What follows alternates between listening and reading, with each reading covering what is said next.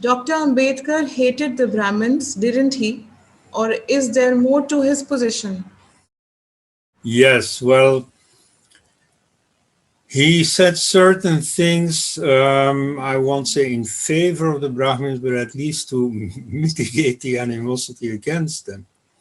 Like he said, you know, the caste system is not the work of the Brahmins. The Brahmins did not impose that on anyone. How could they? Um, in fact, he says explicitly, imposing the caste system was beyond their mettle. You see, they didn't have the kind of social power against what many Westerners think. They think, you see, that the caste on top, you see, has all the power and imposes everything on the rest. No, you see, the Hindu society was a very decentralized society where every caste more or less did its own thing, not every individual, but every community, yes. And so Brahmins couldn't do that. Um, but no, I mean, at the same time, of course, he was anti-Brahmin, and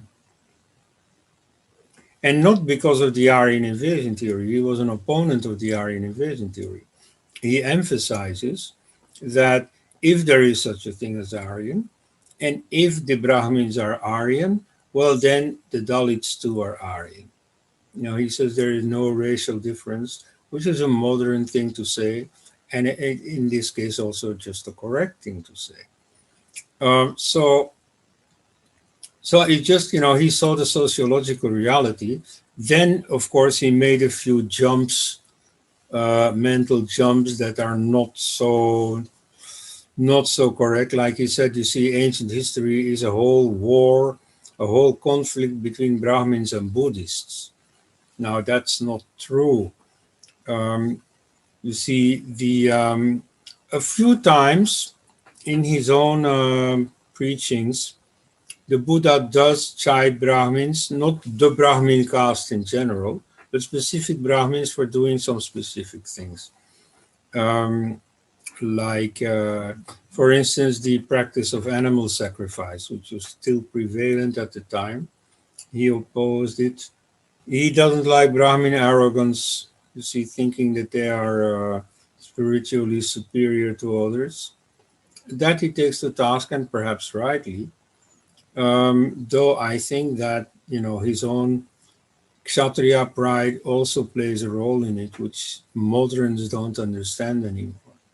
Moderns think it is egalitarianism because that's a modern value that's part of the modern mental makeup. And so they project that onto ancient times. Anyway, but so Ambedkar makes much of this conflict. You do get a bit of that conflict in later Buddhism, 7th, 8th, 9th century, where you have a lot of polemic by Buddhists against Brahmins, but the Brahmins at that time really had become a powerful caste, far more than in the time of the Buddha himself. And there was far more interference of caste norms, caste pride in spiritual matters, like the notion that, you see, a Brahmin is not only entitled to being served the first in an assembly, or, you know, to speak up when others have to shut up, and so on. No, no, Brahmins are also entitled to enlightenment or going to heaven and so on. You know, the status of privilege extends even to the spiritual realm. That the Buddhists didn't accept, and personally, I agree with them. Um, but you see, that's all later. You know, as the caste system intensifies, the caste hostility, or the caste dimension of an existing ideological hostility, also intensifies. At the time of the Buddha, there was hardly a caste system in the classical sense.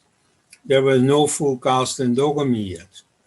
In fact, now even genetic scientists have shown that caste endogamy, affecting the whole Hindu society, dividing it up into discrete boxes or jatis, that dates back to about 1800 years ago, to the beginning of the Gupta dynasty. So, you know, before that, you didn't have caste in that sense. In the Vedas, you didn't have caste at all.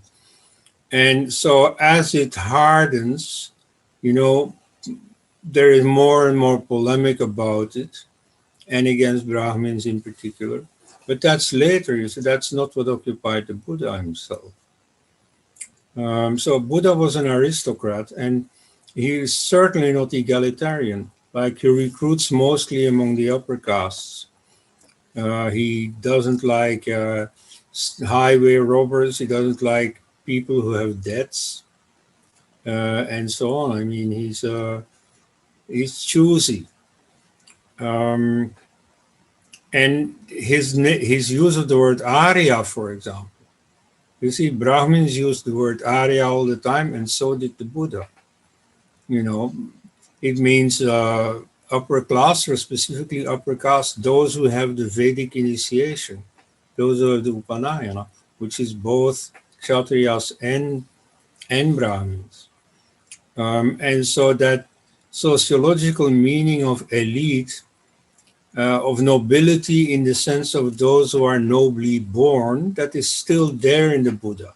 Later, you see people have gone on interpreting it as a purely moral thing, of noble in the sense of, you know, having virtue and so on.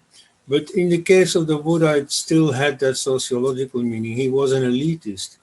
And so Ambedkar, when making use of the Buddha and using the Buddha as a weapon against Brahmins, is doing injustice to history.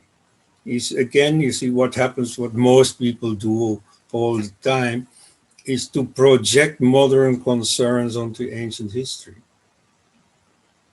But so, I mean, you know, I am not worked up about it. I see on Twitter that some Hindus, you know, really disparage Ambedkar quite violently for, well, imperfections or mistakes like that. But, you know, I mean, many people can be faulted for things like that. In the case of Ambedkar, it's a bit more important because he's so influential.